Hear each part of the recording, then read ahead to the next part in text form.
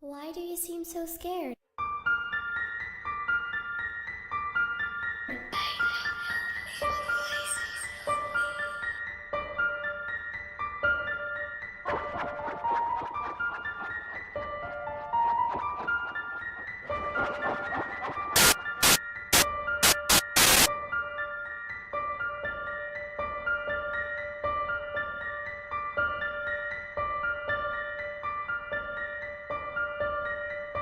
La la la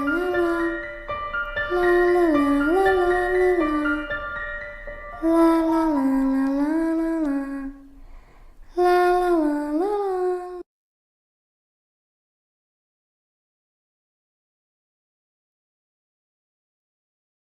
Everyone, it's Christine and welcome back to ParanormalTV. So today I want to talk to you guys about the 3 stages of possession. Now, that was my dog sighing. Typically, when I'm doing these videos, if Lacey sighs and somebody stumbles upon this video and they don't know Lacey, because some of my subscribers are fully aware that Lacey is a loud dog, but some people will stumble upon my video and be like, oh my gosh, that sounded like a demon. Boxers are loud dogs, and Lacey cannot leave my side. Like, she just hates to leave my side. So when I do these videos, she's always going to be there, and if you hear a sigh, it was just Lacey. I didn't catch paranormal activity. It was Lacey. This is the demon. So like I said, today we're going to be talking about the 3 stages of possession. If you've been around on my channel a little while, you guys know I never had a demonic experience.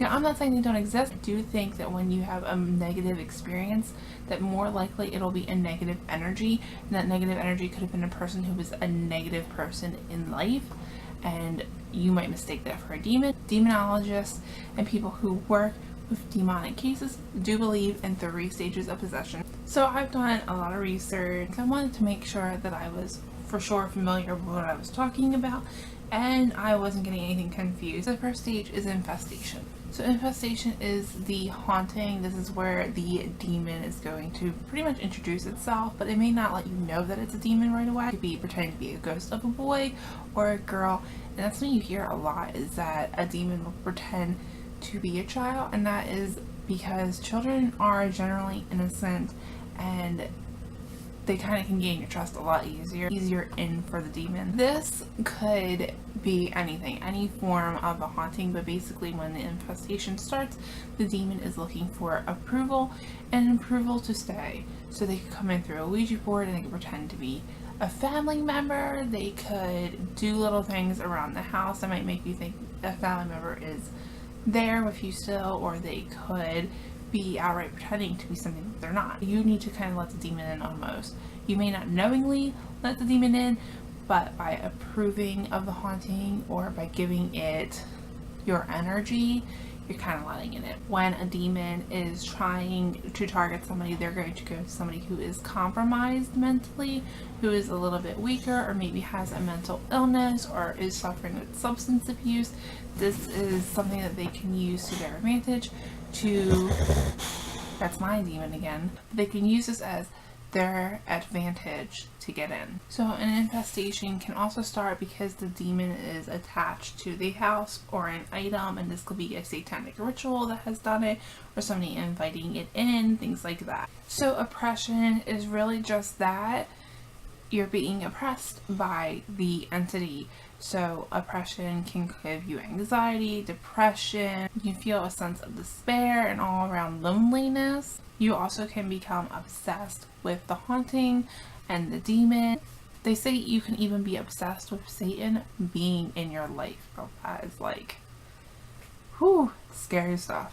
So during the infestation and oppression stages, the person can still function from day to day. You may not necessarily know that something is seriously wrong. You might think it might be something minor, or you might not notice it at all. So the final stage is the possession itself. So the demon will now have a significant amount of control over the person, feel like they have little faith left, and they feel hopeless, which is pretty awful. They feel like they don't have a lot of self-worth. So more than that, the demonic entity will be in control over the individual. There are a lot of things that they can do during this control period.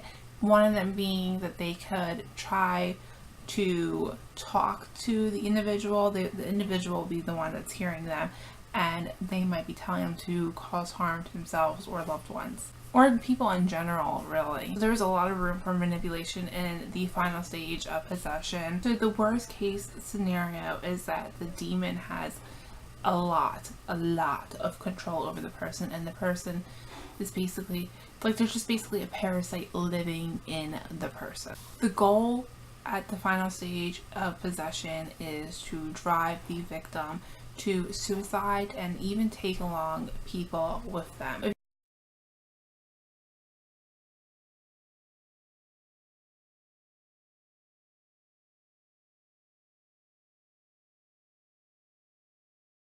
However, I have done a lot of research on this subject because my father did commit suicide, and I wanted to know, was he going to hell? Because honestly, my father was an alcoholic, he was a drug addict, and he was bipolar.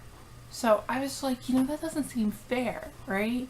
Somebody who is suffering to that extent, somebody who is that mentally compromised commits suicide and they're going to hell. Like, they already spent a really good portion of their life suffering and practically living in hell, in my opinion. I've done a lot of research, and honestly, I think it also depends on what religion you are, what denomination you are. But from my research, there are exceptions for people suffering mental illness. Another thing I was curious about, I wanted to know why my father was allowed to be buried with the church. So if you don't know, oftentimes if you commit suicide, the Catholic Church will not let you be buried with the church. And my father had a funeral in a church, was buried at a Catholic cemetery, and I was curious as to why that was allowed. Because he was mentally unstable, that they believed in his right mind he might not have committed suicide and it was more forgivable, so he was allowed to be buried with the church. Now, if you're curious, I have got this question before, like, shouldn't you know these things? It was your father. My father abandoned me when I was little. He was not a good dad. He was obviously struggling, and I think that it was actually good that he left, because he was kind of a violent drunk, and I really wouldn't want that in my life. And I was blessed with a really wonderful grandfather who was like my dad, so I was okay with him not being in my life. I don't think he would have been a good father, but people do wonder, like, why I don't know more about his circumstance. That is why. So with that being said, do I believe you commit suicide, you're going to hell?